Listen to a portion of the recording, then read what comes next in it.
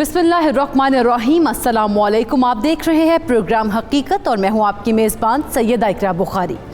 नाज़रीन, गलतफहमी वो आग का गोला है जिससे सिर्फ रंजिश, बेहिसी, कता ताल्लुकी, इंतकाम और जुदाई जैसे शोले उभरते हैं और ये शोले इस कदर ख़तरनाक हैं कि उनसे हज़ारों घर और लाखों इंसान तबाह हो चुके हैं। और गलत फहमी की आग अगर वक्त पर ठंडी ना हो तो सिवाय पछतावे की राख के इंसान के हाथों में कुछ बाकी नहीं आता।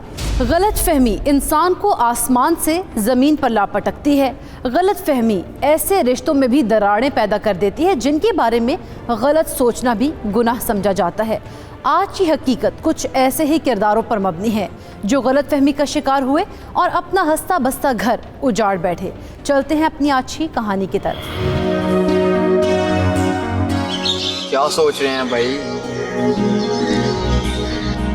सोच रहा हूँ छोटे, हमारी माँ का कातिल बरी हो गया, अब उसके साथ क्या किया जाए? मुझे तो वो दिन याद आ जाता है जब अपने हाथों से मैंने अपनी माँ को कब्र में दफन किया था। मैं हैरान हूँ, अदालत ने उसे बरी कैसे कर दिया?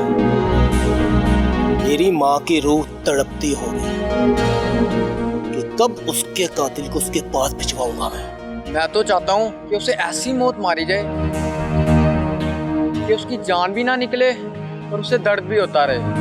ऐसा ही होगा, लेकिन इससे पहले मुझे एक काम और करना है। वो क्या भाई? दुकान के कागज चाहिए मुझे, जो मेरे छोटे भाई राशिद के नाम है।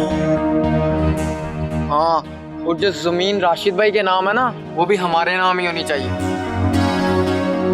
यही तो मैं सोच रहा हूँ, जमीन के कागज और दुकान के कागज हासिल कैसे किए जाए?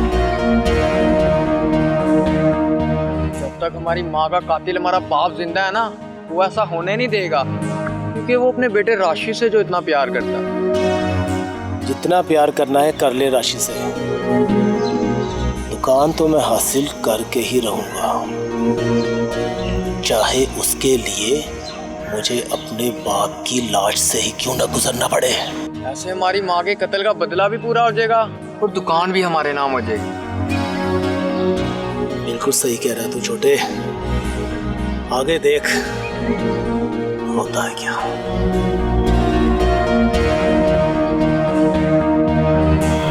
हमजा और नैयर दोनों भाइयों ने मिलकर अपने ही वालिद नज़ीर अहमद पर अपनी मां के कत्ल का मुकदमा दर्ज करवाया था, मगर अदालत ने ठोस शवाहिद ना होने की बिना पर नज़ीर अहमद को बाइज्जत बरी कर दिया, जिस पर हमजा और नैयर बहुत परेशान थे।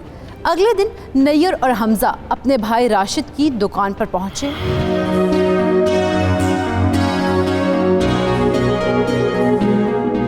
तुम लोग यहाँ? जी, हम यहाँ सोच रहे थे अपने भाई की खैर खबर ही ले लें। हमजा, तुम बहुत बड़ी गलती कर रहे हो इस शैतान के कहने में आकर। ये तो वक्त ही बताएगा कौन गलती पे है और कौन सही। आ गया फिर तुम्हारा बाप जेल से रिहा होकर। हमजा, तुम इससे बात करो, तुम्हारा भी बाप है। चुप कर। हमारे लिए वो शख्स उस दिन ही मर गया था जिस दिन उसने हमारी माँ का कत्ल किया था। अपने बाप पर शक करके तुम बहुत बड़ी गलती कर रहे हो। बाप की कदर का तुम्हें एहसास तक नहीं। बाप के नाम पे वो धब्बा है और मैं तो उसे अपना बाप ही नहीं मानता। हाँ भाई, बाप तो वो इसी का है और ये भी पता क्यों प्यार करता है इससे। क्यों प्यार करता है, जरा बताना इसे। क्योंकि दुकान जो इसके नाम कर दी। अच्छा, दुकान के चक्कर में हो तुम दोनों। दांत जितने मर्जी निकाल ले, तेरे होंठों की हंसी मैं छीन लूंगा। जो करना है कर लो, ये दुकान तो मैं तुम्हें कभी भी नहीं। अच्छा, जो करना है कर लूं? हाँ हाँ भाई रहने दो ना, फिर से अपने बाप के पीछे दालतों में घूमेगा और फिर सफाइयां देता फिरेगा। अगर तुम दोनों ने एक लफ्ज भी अब्बू के खिलाफ और कहा ना, तो अपना अंजाम देखने के लिए तुम जिंदा नहीं बचोगे। अच्छा, तो फिर हमें यही मार दे, क्योंकि हम अपने बाप से अपनी माँ के कत्ल का बदला जरूर लेंगे। देखो भाई, डर गया। आज के लिए इतना ही काफी है। आजा चलिए।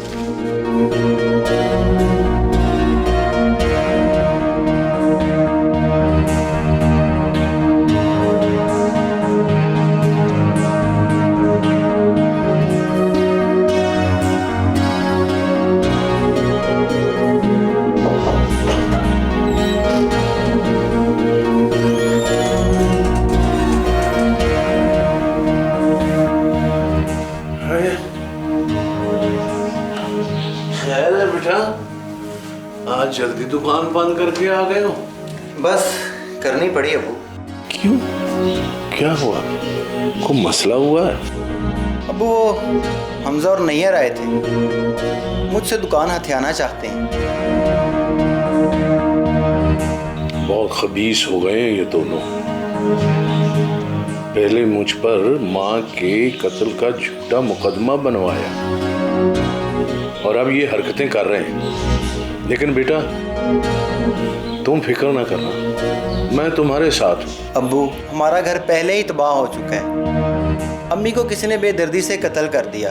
दोनों भाई आपके खिलाफ हो गए हैं। अपने ही बाप के खिलाफ माँ के कत्ल का मुकदमा करवा दिया और अब एक छोटी सी दुकान है उसके भी पीछे पड़े हैं। तुम एक काम करो, पुलिस को इत्तला कर दो और धमकी देने के इल्जाम में उनको अंदर करवा दो। अब्बू मेरे पास इतने पैसे नहीं कि बार बार अदालतों के चक्कर लगाता फिर। वैसे भी आपकी जमानत करवाते करवाते मैं कर्जे में डूब गया हूँ। उन्हें खुद शर्म आनी चाहिए।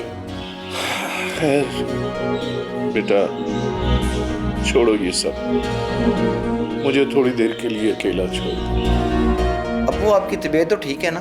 हाँ मेरी तबीयत ठीक है, लेकिन मेरा जिस्म दर्द कर रहा है। मैं चाहता हूँ थोड़ी देर आराम कर लूँ बेटा। अब्बू आराम तो आपने फिर भी नहीं करना, लेकिन चलें कोई नहीं, आप लेटें, मैं भी ज़रा चेंज कर लूँ।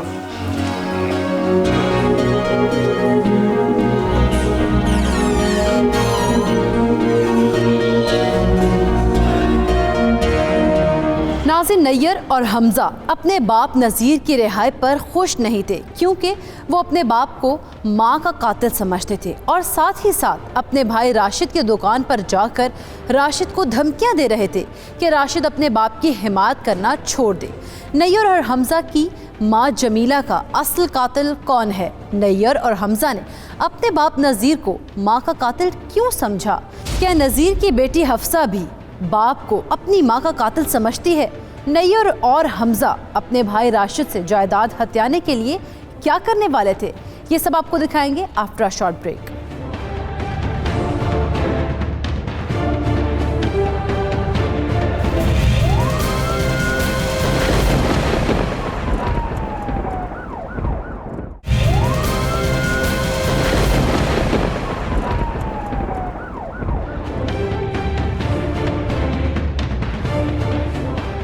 Welcome back. नाज़िन ब्रेक पर जाने से पहले हमने देखा कि नैयर और हमज़ा ने अपने बाप नज़ीर के खिलाफ अपनी माँ के कत्ल का मुकदमा दर्ज करवाया, मगर अदालत ने उसे बाइज्जत बरी कर दिया, जिस पर दोनों भाई सीखपा हो गए और अपने भाई राशिद को अपने वालिद नज़ीर के खिलाफ भड़काने लग गए। नज़ीर अहमद अपने बेटों के इस रवैये से बहुत परेशान थे, मगर अब देखना यह है कि उनके बाप ने बेटों के दरमियान ये तलखी और रंजिश कब तक बरकरार रहती है। क्या ये एक दूसरे को समझ पाएंगे और जमीला का असल कातिल कौन था?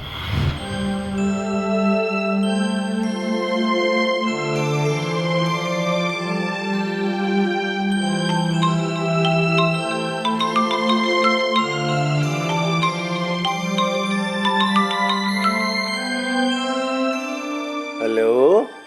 अस्सलाम वालेकुम अब्बू। वालेकुम सलाम बेटा, कैसी हो मेरी बेटी?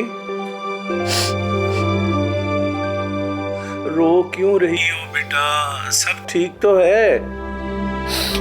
ये क्या हो गया है अब्बू? हमारे घर को किसकी नजर खा गई है? आप पर भाई ने झूठा मुकदमा दर्ज करवा दिया। हाँ बेटा, न जाने बेटा हमसे कौन सी इतनी बड़ी गलती होगी जिसकी इतनी बड़ी सजा मिली। अब्बू अम्मी बहुत याद आती हैं।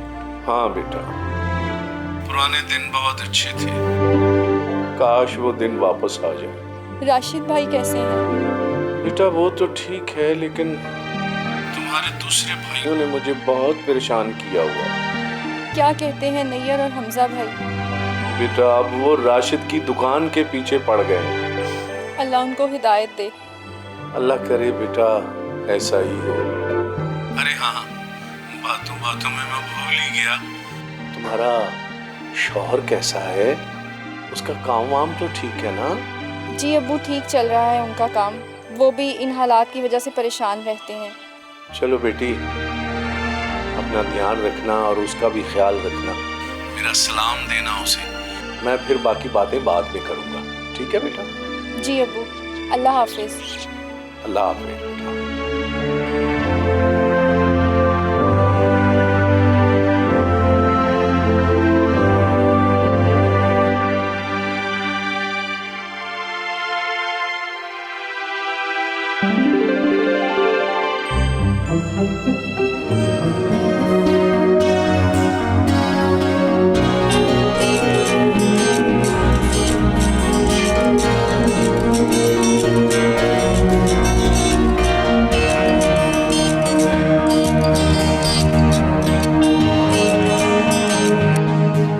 हेलो, अस्सलाम वालेकुम भाई। वालेकुम सलाम। कैसे हो आप? फ़ोन क्यों किया आपने? भाई मेरी आज अब्बू से बात हुई थी, वो बहुत परेशान हैं। तो मैं क्या कर सकता हूँ तुम्हारे बाप के लिए? वो मेरे ही नहीं आपके भी बाप हैं। उस शख्स से मेरा कोई ताल्लुक नहीं। वो मेरी माँ का कातिल है। वो सिर्फ मेरी ही नहीं आपकी भी माँ थी, और अब्बू ने उसे क्यों कत्ल करना है? यही तो बात तुम लोग समझ नहीं पा रहे। तुम लोगों की अकल में पर्दा पड़ चुका है, वरना तुम लोग उसकी हिमायत ना करते। अकल आप इस्तेमाल नहीं करे और अब आप राशिद भाई की दुकान के पीछे पड़ गए हैं। झूठ बोल रहा है राशिद। झूठ आप बोल रहे हैं। मुझे डर है कि कहीं छोटी सी दुकान के लालच में आप अपना नुकसान ना कर लें। पहले ही हमारा घर तबाह हो चुका है। तुम मुझे ये ना समझाओ मेरा नफ़ा और नुकसान किस चीज़ में। रही दूसरी बात, जिस शख्स ने मेरा घर तबाह किया, तुम उस शख्स की हिमायत कर रही हो? शर्म आनी चाहिए तुम्हें। भाई, आप समझ क्यों नहीं रहे? अब्बू ने अम्मी को कत्ल नहीं किया। और किसने कत्ल किया? उनके अलावा और कौन था वहाँ पे?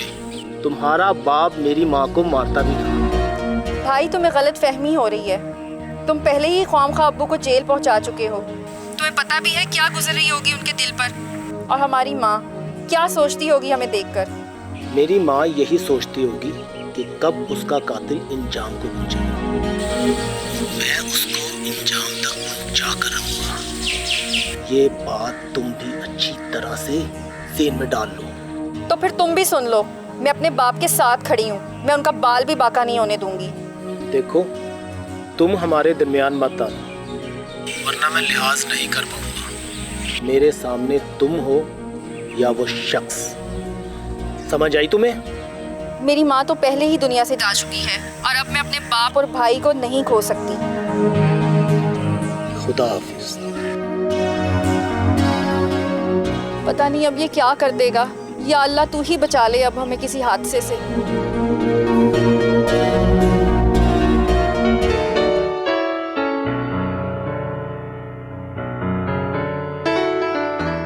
आप आ गए? हाँ, मैं तो कब का आया हुआ हूँ। तुम्हें मुबारक हो। अच्छा। हाँ, तुम्हारा बेटा राशिद, उसने अब अपनी दुकान खोल ली है, काम शुरू कर दिया। अल्लाह का शुक्र है, चले एक बेटा तो कमाने वाला हुआ। अल्लाह का शुक्र है, पर अपने दोनों बेटे जो हैं ना, उनके लिए भी दुआ किया करो कि वो भी अपने पाँव पे खड़े हो जाएं। आप परेशान ना हुआ करें, अल्लाह की ज़ात पे यकीन रखें। ठीक है। अच्छा, वो अपनी बेटी हिफ्जा किधर है? हिफ्जा अभी बुलाती हूँ। हिफ्जा। जी अम्मी, आई। अबू जी, अस्सलाम वालेकुम। वालेकुम सलाम बेटा। अल्लाह करे तुम्हारे नसीब अच्छे। बेटा, कल कला को तुम अपने घर में चली जाओगी। जितनी मर्जी मुश्किलात पेश आए, आपने घबराना नहीं, ठीक है? और अपने होने वाले खामद की इज्जत करनी है, एहतराम करना है, उसकी सेवा करनी है। लेकिन अगर कोई वो हैंकी फैंकी आपके साथ करे तो फौरन मुझे बताना। समझ गई हो बेटा? अबू जी, आपसे एक बात कहूँ? जी बेटा, कहो। अबू, मुझे आपको और भाइयों को देखकर फख्र महसूस होता है कि मेरी हिफाजत करने वाले मौजूद हैं। कोई मुझे कुछ कह के तो दिखाए। हाँ बेटा, अल्लाह हमारे घर को नजरे बद से बचाए। आमीन। चलो बेटा, अब उठो और जाके खाने वाने का बंदोबस्त करो। तुम्हारे दोनों भाई आवारा गर्दी करके आ रहे हैं, उनका वक्त हो गया आने का। एक ही तुम्हारा भाई है जो माशाल्लाह बहुत ज्यादा काम वाम करता है, और बाकी जो दो हैं वो तो बस आवारागर्दी करते रहते हैं और वो अपने दोस्तों के साथ होंगे, उठक बैठक में मसरूफ होंगे। वह आने वाले हैं मेरा बच्चा, आप जाके उनके लिए खाने का बंदोबस्त करो। आप भी उनके लिए दुआ कर लिया करें ना, ठीक हो जाएंगे वो इंशाल्लाह।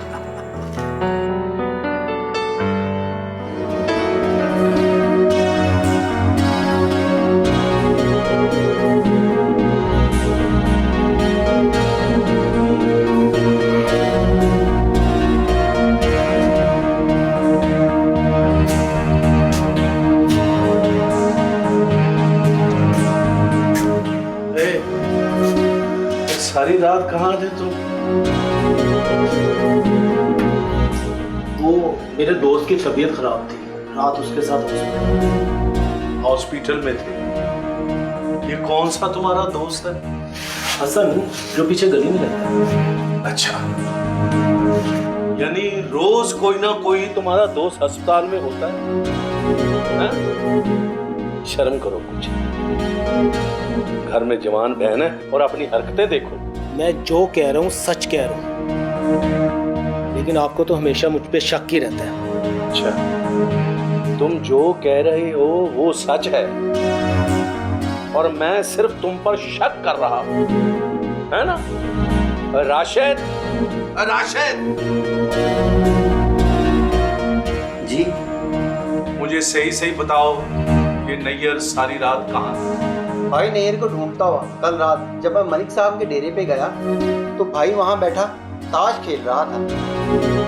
ये बात तुमने रात को क्यों नहीं बताई? अब्बू, रात को जब मैं घर वापस आया तो आप सो चुके थे। नैयर साहब, सुन रहे हैं आप? ये हैं लक्षण तुम्हारे,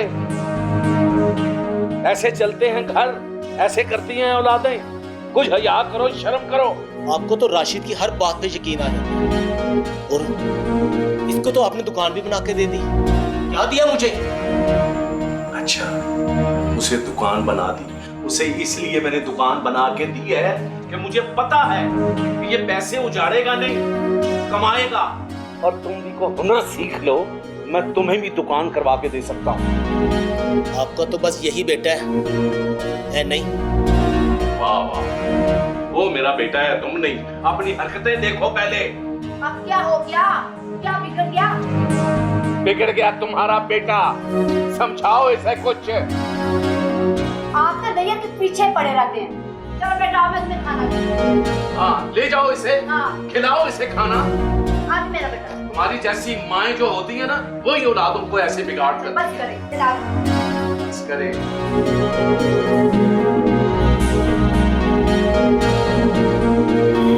नज़ीर के हंसते बसते घर को गलत फहमी की आग कैसे अपनी लपेट में ले चुकी थी, ये आपने देखा। मगर अभी तक जमीला के कत्ल की वजह और कातिल का कुछ पता नहीं लगा। क्या नज़ीर ने अपनी बीवी जमीला का कत्ल किया था, या फिर नैयर और हमजा ही कोई घिनौना खेल खेल रहे थे जिससे नज़ीर भी उनके रास्ते से निकल जाए और जो थोड़ी बहुत जायदाद है वो भी नैयर और हमजा के हिस्से आ जाए? क्या हफ्सा अपने भाइयों और बाप के दरमियान सुलह करवा पाएगी? क्या राशिद अपने भाई नैयर और हमजा की हरकतों से तंग आकर कुछ करने वाला था, या फिर क्या नज़ीर हालात से मजबूर होकर कोई कदम उठाने वाला था? ये सब जानेंगे आफ्टर अ शॉर्ट ब्रेक।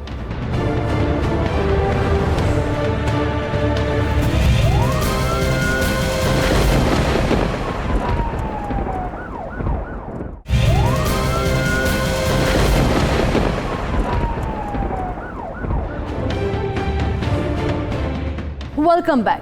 नाज़रीन, ब्रेक पर जाने से पहले हमने देखा नैयर और हमजा ने कैसे अपने बाप नज़ीर और भाई राशिद की ज़िंदगी अजीरन कर रखी थी। अब आगे क्या होने वाला था? क्या नैयर और हमजा अपनी मां के कातिल से इंतकाम लेने वाले थे, या फिर उनकी बहन हफ्सा उनके दरमियान सुलह करवाने में कामयाब हो पाएगी?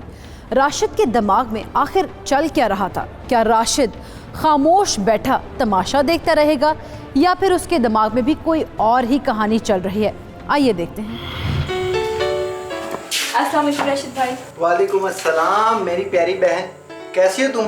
अचानक बगैर बताए आ गई? जी भाई, बस दिल चाह रहा था, इसलिए सोचा आपसे मिला हूँ। चलो अच्छा किया, मैं भी तुम्हारे बारे में ही सोच रहा था।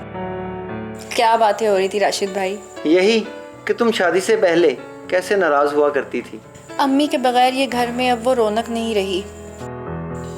बस एक अब्बू ही हैं अब तो। अल्लाह उनका साया हम पर हमेशा सलामत रखे। अल्लाह करे, लेकिन हमजा और नैयर को कौन समझाएगा कि अब्बू ने अम्मी का कत्ल नहीं किया? ये तो बहुत परेशानी वाली बात है।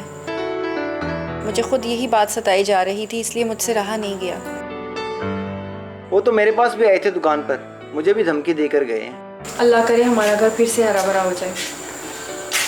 अरे मेरी बेटी आ गई। अस्सलाम वालेकुम अब्बू। वालेकुम सलाम। मैं भी यही सोच रहा था कि मैं अपनी बेटी को कॉल करके तो कुछ दिनों के लिए अपने पास बुला लूं। अच्छा किया तुम आ गए। कैसी है? अब्बू, ये नैयर और हमजा को कैसे समझाएं? बेटा, उनको समझाने की अब जरूरत नहीं है, क्योंकि वो बहुत आगे बढ़ चुके हैं। मगर अब्बू, मैं चाह रही थी कि एक बार इनसे बैठकर बात कर ली जाए। रहने दो हिफ्जा, कोई जरूरत नहीं है उनसे बात करने की। क्यों जरूरत नहीं है? मैं चाहती हूँ मेरे भाई फिर से इकट्ठे होकर रहें।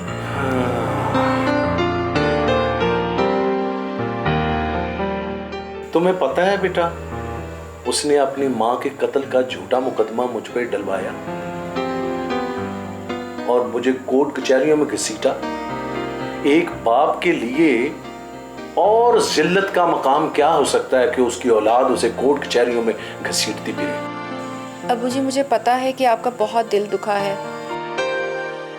लेकिन है तो वो आपकी ही औलाद। बात करने में क्या हर्ज है? अब्बू, अगर हिफ्जा इतनी जिद कर रही है तो इसे एक बार कोशिश कर लेने दें। देखो बेटा, जैसे तुम्हारी मर्जी। मैं तो अपनी बीवी के जाने के बाद टूट चुका हूँ। क्या कहते हैं आप राशिद भाई? मैं नैयर भाई से एक बार बात कर लूं? हिफ्जा, जैसा तुम चाहो। भाई, एक बार कोशिश करने में क्या हर्ज है? ठीक है, लेकिन तुम नैयर की बजाय हमजा से बात करना। वो ना समझ है, शायद वो उसको समझा ले। ठीक है, मैं आज ही हमजा से बात करती हूँ।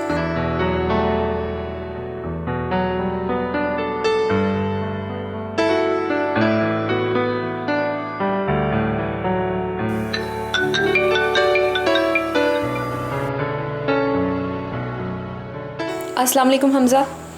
वालेकुम अस्सलाम। जी कौन?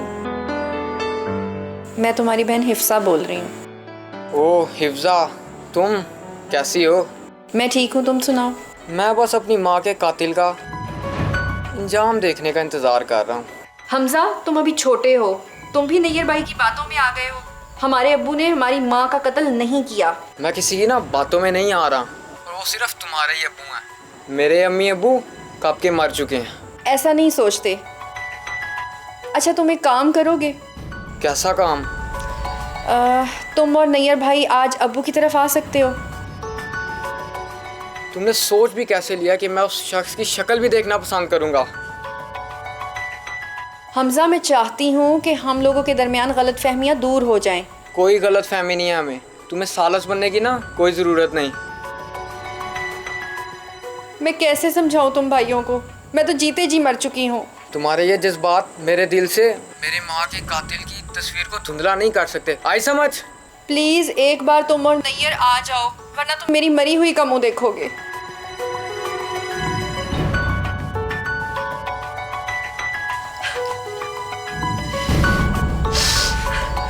क्या?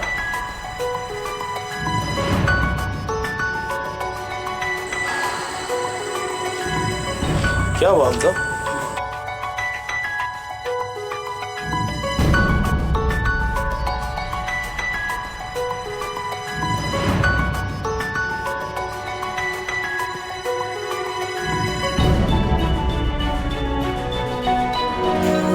बेटा, मैंने तुम्हें कहा था कि उसे कॉल करने की जरूरत नहीं है। अब वो बहुत दूर निकल चुके हैं, अब उनके वापस आने का कोई रास्ता नहीं। काश कि हमारी माँ के असली कातिलों का पता लग जाता, तो आज हम सब इकट्ठे बैठे होते और हमारे दरमियान इतनी गलतफहमियां ना होती। काश। उसे कत्ल न किया गया होता। माँ के बगैर तो एक एक लम्हा ऐसे है जहन्नुम में सांस लेने से कम नहीं।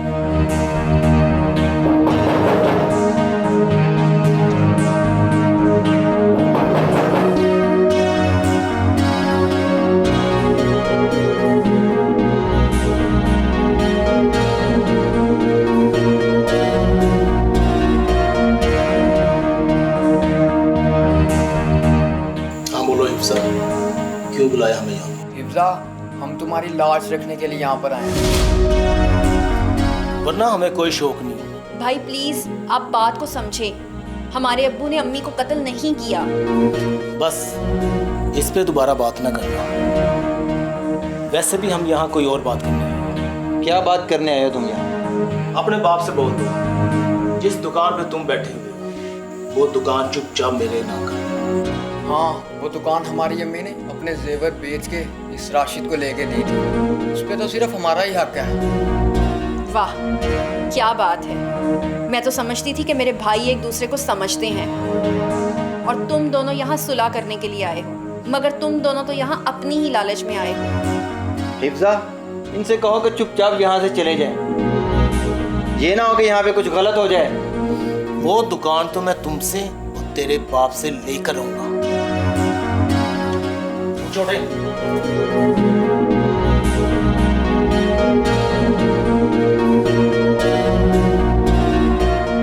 चुप हो जाओ, कोई जरूरत नहीं है रोने की, सब ठीक हो जाएगा।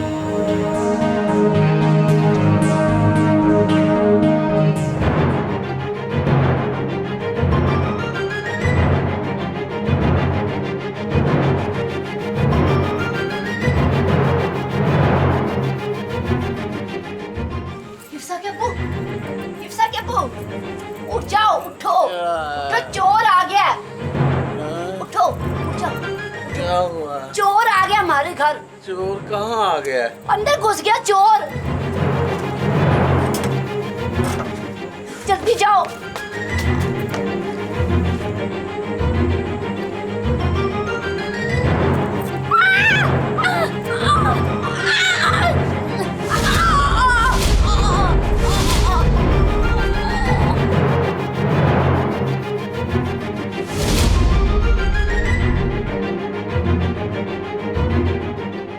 जमीला, अंदर तो कोई भी नहीं है। जमीला, कोई भी नहीं है। जमीला, जमीला, जमीला, ये शोर कैसा है? कोई तुमने मारा मेरी माँ को? नहीं नहीं, मैंने नहीं मारा। ये देर वो चोर आया था।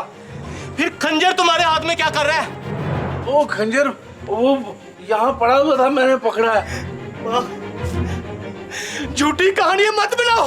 नहीं नहीं, मैंने नहीं। अम्मी, अम्मी, उठे अम्मी, अम्मी। अब्बा, अब्बा ने हमारी माँ को कत्ल कर दिया। क्यों मारा हमारी माँ को? नहीं नहीं मारा, मैंने नहीं मारा। तुम्हें गलत उठे अम्मी, वो इधर चोर आया था। अम्मी, उठे अम्मी, अम्मी, अम्मी। नाज़िन, नैयर और हमजा की मां को उनके बाप नसीर ने नहीं बल्कि एक डाकू ने कत्ल किया था और मौके से फरार होने में कामयाब भी हो गया था। मगर नैयर और हमजा को अभी भी यही लग रहा था कि कातिल उनका बाप नसीर है और राशिद के पास जो दुकान है उन पर भी नैयर और हमजा अपना हक समझते थे। हफ्सा ने बाप और भाइयों के दरमियान सुलह करवाने की कोशिश तो की मगर वो नाकाम रही। राशिद और हफ्सा अपने भाई नैयर और हमजा को समझा कर थक चुके थे।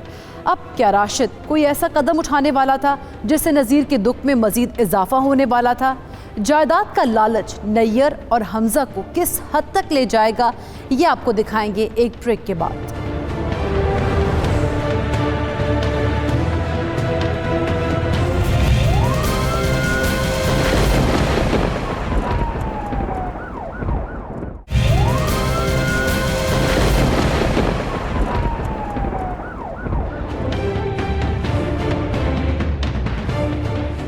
Welcome back. नाज़रीन, जैसे कि ब्रेक से पहले आपने देखा कि नैयर और हमजा किस कदर अपने भाई राशिद और बाप नज़ीर के खिलाफ बरसरे पैकार थे।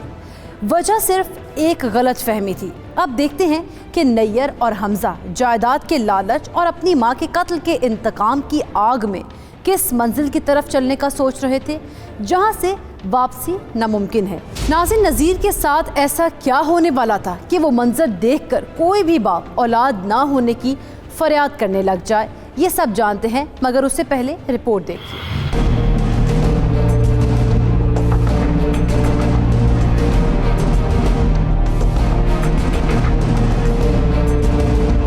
गुजरांवाला के नवाही गांव चकबेग में जायदाद की लालच ने खून सफेद कर दिया। दो भाइयों ने एक भाई की जिंदगी का खात्मा कर दिया। 11 और 12 जून की दरमियानी शब 32 साला राशिद अपने कमरे में सो रहा था कि दरिंदा सिर्फ बड़े भाई नैयर ने छोटे भाई हमजा से मिलकर रात गए कमरे में घुसकर सफाक नैयर ने अपने हकीकी भाई राशिद को सोते हुए उसका गला दबा दिया, जबकि हमजा ने उसकी टांगों को जोर से काबू कर लिया। तो 32 साला राशिद ने तड़प तड़प कर जान दे दी। गांव के एक शख्स ने नहर के करीब खेतों में जली हुई मोटरसाइकिल देखी तो फौरी पुलिस को इत्तला दी, जिसके बाद SHO ने नैयर को फौरी गिरफ्तार कर लिया। पुलिस की चंद मिनट ही तफ्तीश ने सारा खुलासा कर लिया। मुलजिम नैयर ने कत्ल का एतराफ कर लिया, जबकि पुलिस ने मकतूल के बाप नजीर की मुद्दत में कत्ल का मुकदमा दर्ज कर लिया। मुलजिम नैयर तो पुलिस की हिरासत में ले लिया गया।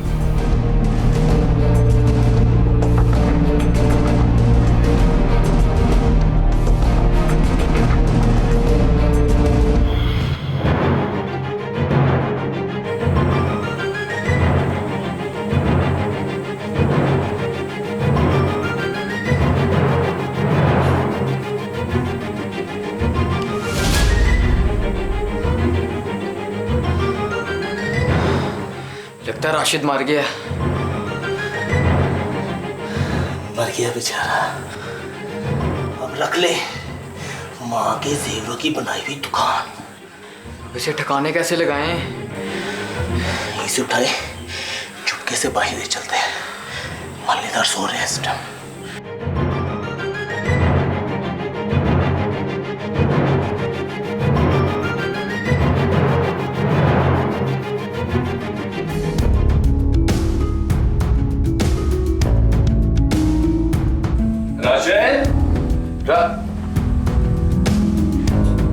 कहाँ चला गया ये?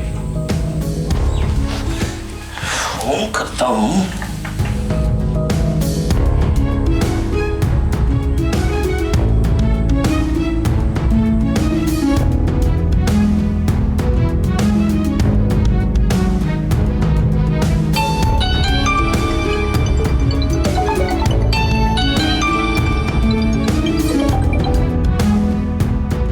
मोबाइल उसका यहाँ पड़ा हुआ है, खुद यहाँ से गायब है। कहाँ गया होगा ये? कमाल है, बगैर बताए ही निकल गया कहीं। हिफ्जा से पूछता हूँ। हिफ्जा, हिफ्जा बेटी। जी अबू, क्या हुआ? राशिद बेटा किधर है? वो दुकान पे तो नहीं चला गया? नहीं अबू, राशिद भाई अगर दुकान पर जाता तो मोबाइल साथ लेके जाता, और राशिद भाई नाश्ता भी करके जाता है। हाँ, मोबाइल तो उसका यहाँ पड़ा हुआ है और फिर बगैर बताए वो चला गया है। तुम्हें बता के नहीं गया? कमाल है, बगैर बताए कहाँ चला गया होगा। खैर तुम फिक्र ना करो, आराम करो तुम, मैं बाहर जाके देखता हूँ।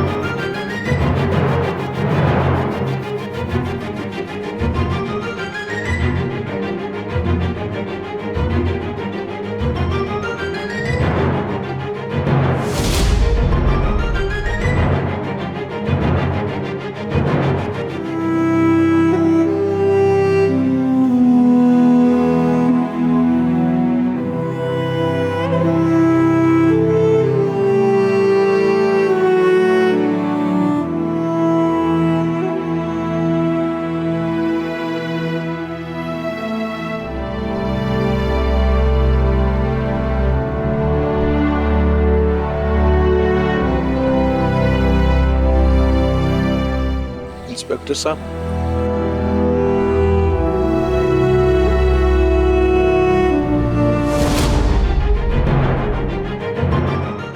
ये वही था ना राशिद, जिसके साथ मिलकर तूने मेरी माँ का कत्ल किया था? हाँ? नहीं नहीं, मैंने और राशिद ने मिलकर तुम्हारी माँ को कत्ल नहीं किया। वो कोई कमबख्त और था। खंजर तुम्हारे हाथ में था उस वक्त। हाँ, मगर वो मैंने गलती से पकड़ लिया था। गलती से? हाँ। तो गलती से ही तुम्हारा बेटा चेहरा इसका मुसवार करके इसके जिस्म के 2 हिस्से कर दिए। तुम दोनों को कोई गलत फहमी हुई है। खड़े क्यों हो? मार दो अपनी माँ के कातिल को।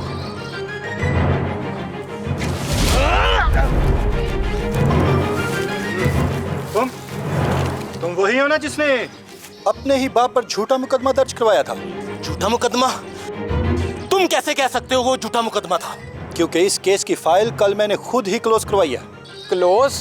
मतलब ये कि तुम्हारी माँ को कत्ल करने वाला डाकू कल गिरफ्तार हो चुका है और उसने इतराफ़े जुर्म भी कर लिया। क्या? मेरी माँ का कातिल ये नहीं है? नहीं, बल्कि इन्होंने तो खुद उस डाकू के खिलाफ दरख्वास्त दी थी। ओ मेरे खुदाया, ये क्या हो गया हमसे? नवाज। जी सर। ले चलो इन्हें। चलो, इन्हें भी पता चले कि बाप की कदर कैसे की जाती है।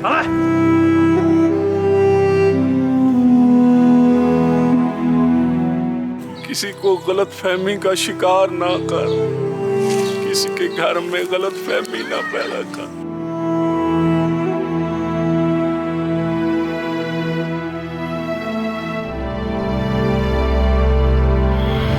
नाज़रीन, गलत फहमी ने दुनिया में कई घर तबाह किए हैं, हजारों दिलों में रंजिशें पैदा की हैं। शैतान सबसे पहले दिलों में वसवसे पैदा करता है।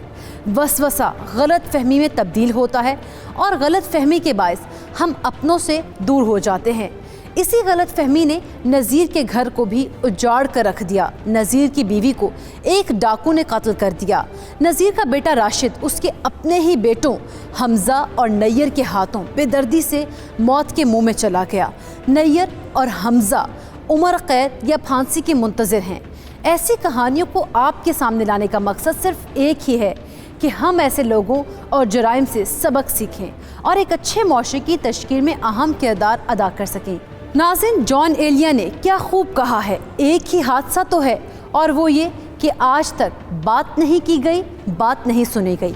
आप भी अपनों को वक्त दें। अगर कोई गलतफहमी हो जाए तो कोशिश करें कि इस गलतफहमी को फौरी तौर पर दूर करें ताकि गलतफहमी की आग से कोई शख्स या घर तबाह न हो।